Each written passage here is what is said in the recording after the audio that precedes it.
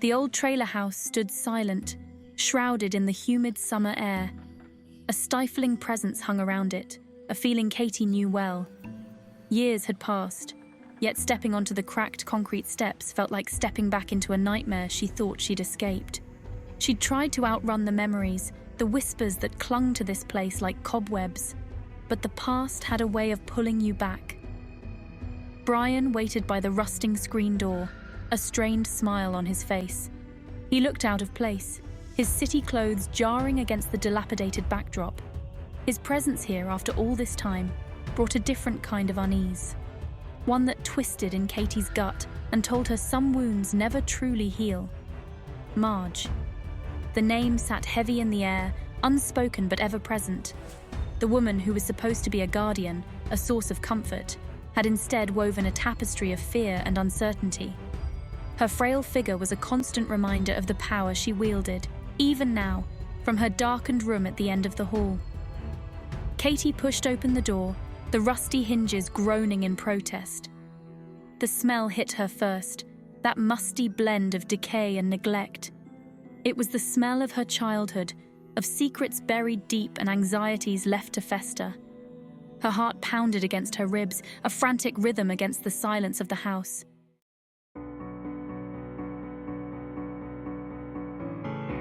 "It hasn't changed a bit," Brian said, his voice barely a murmur. He ran a hand through his hair, a nervous gesture Katie remembered well. Even now, after all these years, he seemed ill at ease around her, as if their shared history cast too long a shadow.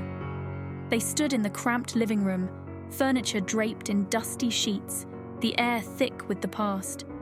Katie could almost hear the echoes, Marge's sharp voice, the sound of her own muffled sobs, the creaking floorboards that whispered secrets in the night. She remembered Brian as a scrawny kid, all elbows and knees, his eyes wide with a perpetual fear that mirrored her own. He was Marge's grandson, a constant fixture in the house, yet somehow always on the periphery, just like her. They were two lost souls, bound together by circumstance and the unspoken horrors they witnessed within these walls. "Marge doesn't leave her room much these days," Katie said, her voice flat.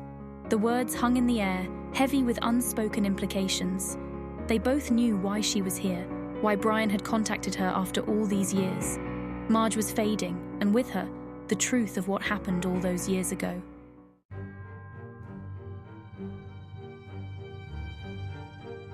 The silence stretched between them, punctuated by the ticking of an old clock on the wall. It was the same clock that had haunted Katie's nights as a child, its rhythmic ticking a constant reminder of the time slipping through her fingers, of the secrets she swore she'd one day uncover. Brian shifted from foot to foot, his gaze darting around the room as if searching for an escape. He wouldn't meet her eyes, a sure sign that he too carried the weight of the past. Whatever he knew, whatever demons he wrestled with, they were etched on his face, a silent plea for understanding. "She talks about you sometimes," Brian finally said, his voice barely a whisper. "About the old days." Katie closed her eyes, the familiar tightness gripping her chest. The old days, a lifetime ago, yet still so vivid, so real. The memories were like shards of glass, sharp and jagged, piercing through the carefully constructed walls she'd built around her heart. The house held its breath, a silent witness to their unspoken pain. It was as if the very walls absorbed their fear, their guilt, their shared history. Katie took a shuddering breath, the scent of dust and decay filling her lungs. She was back in the belly of the beast, and this time she wouldn't leave until she found the truth.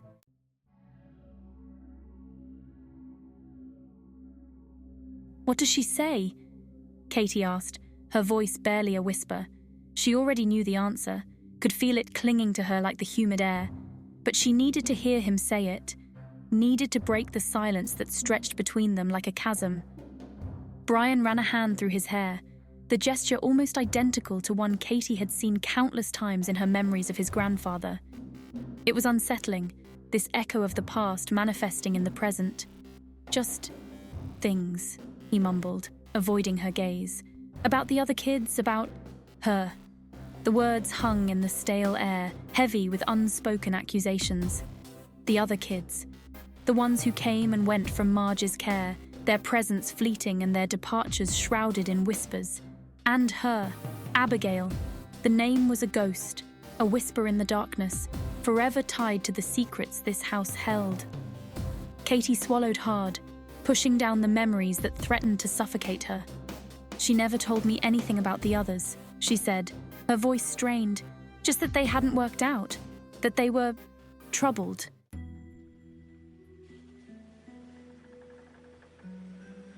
Brian finally met her gaze, his eyes filled with a mixture of pity and something else. "Fear? Guilt? She told me about you," he said softly. "Said you were the lucky one, the one who got away." The words struck Katie like a physical blow. Lucky. Was that how Marge saw it? Or was it a twisted justification for the years of fear and uncertainty she'd endured within these walls? "Lucky?" she repeated, the word bitter on her tongue. "I don't feel lucky." She turned away from him, her gaze drawn to the darkened hallway leading to Marge's room.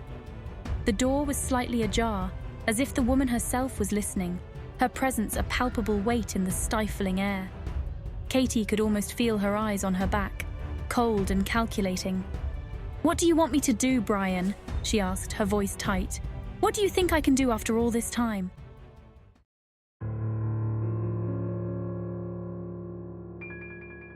Brian hesitated, his gaze flickering to the hallway, then back to Katie.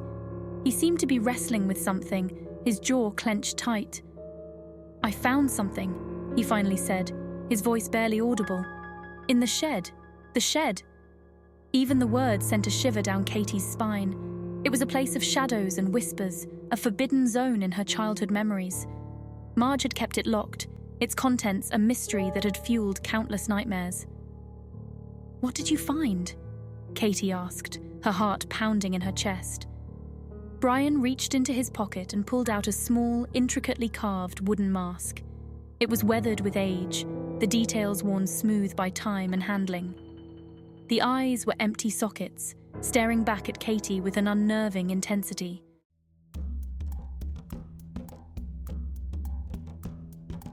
Katie's breath caught in her throat. The mask seemed to pulsate in Brian's hand, a physical manifestation of the terror that had haunted her childhood. It wasn't a dream. It had been real, the suffocating darkness, the feeling of being trapped, silenced. "Why?" she whispered, her voice raspy with disuse. Why would Marge do that? Why would she subject them to such terror, such cruelty? The question hung heavy in the air, unanswered and perhaps unanswerable.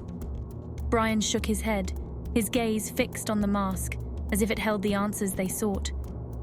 "I don't know," he murmured, his voice hollow, "but I found something else. In the shed." He reached into his pocket again, this time pulling out a small tarnished locket. It was heart-shaped, engraved with faded flowers and a single chipped pearl nestled in the center. It looked old, far older than anything Katie remembered from her time in this house.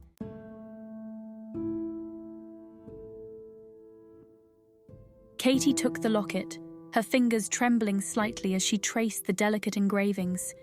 It was ice-cold against her skin, as if imbued with the chill of the shed where it had been buried for years. "Whose is it?" she asked, her voice barely audible above the hammering of her own heart. A sense of foreboding settled over her, heavy and suffocating. "I don't know," Brian repeated, his voice tight, "but I think it belonged to her. Her." The word hung in the air, unspoken but ever present. Abigail, the ghost that haunted this house, the missing piece of the puzzle that Katie had been trying to assemble for years. The locket was a tangible link to the past, a whisper from beyond the grave. Katie flipped open the locket, her breath catching in her throat. Inside, nestled against a faded velvet lining, were two tiny photographs. One was of a young woman with kind eyes and a hesitant smile. The other was of a baby, swaddled in a white blanket, its eyes closed in peaceful slumber.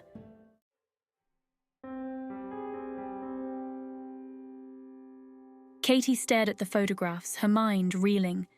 The woman was a stranger, yet there was something familiar about her face, something that tugged at Katie's memory. A flicker of recognition, quickly extinguished by the years that had passed. "Who are they?" she whispered, her voice choked with emotion. The question was directed at Brian, but it was also a plea to the silent house, to the shadows that clung to its corners.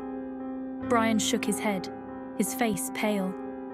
"I don't know," he said, his voice barely a croak. "But Marge, she keeps mumbling something about a baby, about a sin that can't be forgiven." Katie's blood ran cold. The locket, the photographs, Marge's cryptic words. It was all starting to make a horrifying kind of sense. A baby, a sin, and Abigail, forever young, forever frozen in time in the photographs Katie now held in her trembling hand. "We need to talk to her," Katie said, her voice firm despite the fear that clawed at her insides. "We need to find out what happened to them, to Abigail, to the baby."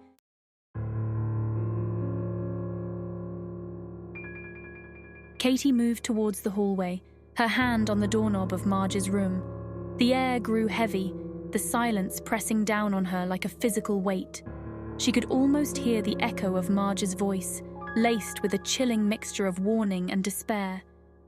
"Don't," Brian whispered, his hand on her arm. His grip was surprisingly strong, his eyes wide with a terror that mirrored her own. "She won't tell us anything.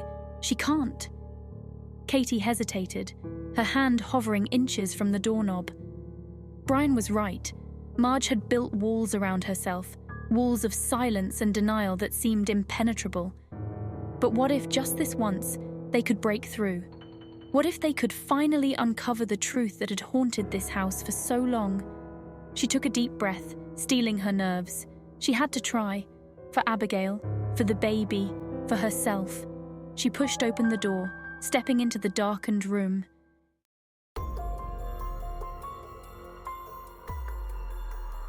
The air in Marge's room was thick with the scent of stale perfume and illness.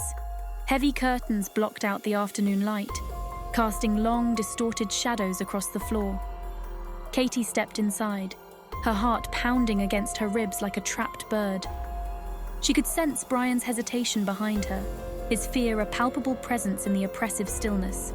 Marge lay propped up in bed, her frail body dwarfed by the heavy quilts. Her eyes, though clouded with age, still held a spark of their old fire, a flicker of recognition as she focused on Katie's face. A low cough rattled in her chest, a dry, brittle sound that seemed to echo the decay that permeated the house. "You've come back?" Marge rasped, her voice a dry whisper. It wasn't a question, but an accusation. Her gaze darted to the locket clutched in Katie's hand, her gnarled fingers twitching as if she could snatch it away with sheer willpower. "We need to talk, Marge," Katie said, her voice firmer than she felt. The shadows seemed to press in around her, the air heavy with unspoken words and long-buried secrets. "We know about Abigail."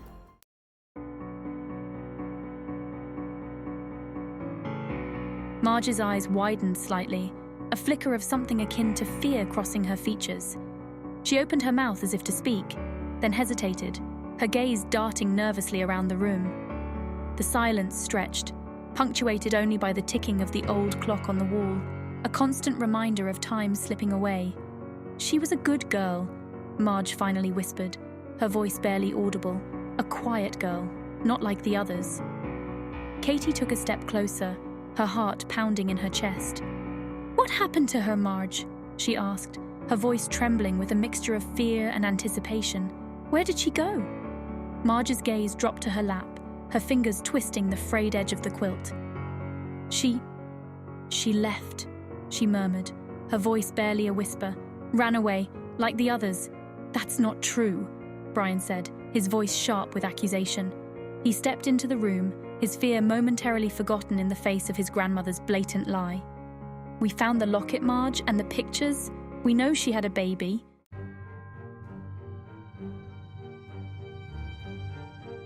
Marge stiffened, her frail body trembling beneath the weight of their gaze.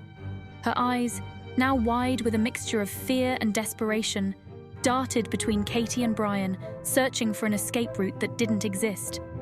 The truth, buried for so long, was clawing its way to the surface, threatening to shatter the fragile facade she had built around herself. "It was an accident," she whispered, her voice breaking. She fell, down the stairs. It was an accident."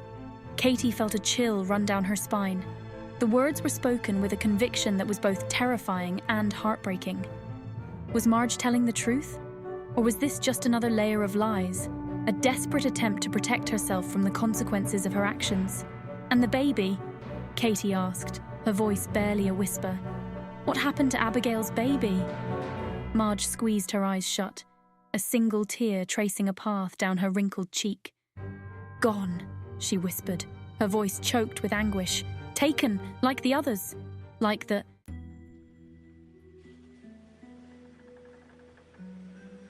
Katie's breath caught in her throat. Taken? By whom and why? The questions swirled in her mind, a dizzying vortex of fear and uncertainty. She had to know the truth, no matter how painful it might be. As if sensing her thoughts, Marge's eyes flew open, her gaze locking onto Katie's with a terrifying intensity. "It was them," she rasped, her voice hoarse with unshed tears. "The people from the agency. They said I wasn't fit to be a mother, that I was damaged goods." Katie stared at her, her mind struggling to process the words. The agency, the people who were supposed to protect children, to find them loving homes. Had they been the ones to take Abigail's baby?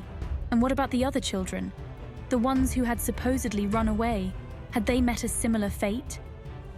"They said I had to give her up," Marge continued, her voice cracking with emotion.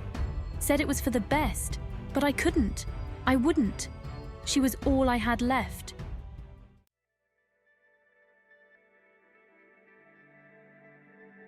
A strangled sob escaped Marge's lips, the sound raw and painful in the stillness of the room.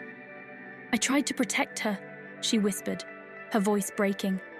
"I tried to keep her safe, but they took her from me. Just like they took the others." Katie's mind reeled. They, the agency, the faceless entities that had haunted Marge's past, had shaped her present, were now reaching out from the shadows to touch Katie's own life. A terrifying realization dawned on her. This wasn't just Marge's story, it was hers too.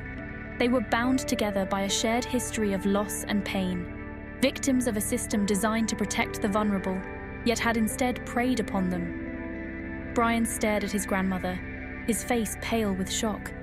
The grandfather clock ticked relentlessly on, each second a hammer blow to the fragile remnants of their denial. The truth, ugly and raw, was laid bare before them. The house, once a sanctuary, now felt like a prison, its walls closing in, suffocating them with the weight of their shared inheritance. "What did you do, Marge?" Katie asked, her voice barely a whisper. The question hung in the air, heavy with unspoken accusations, with the chilling knowledge that sometimes the greatest monsters wear the masks of authority and compassion.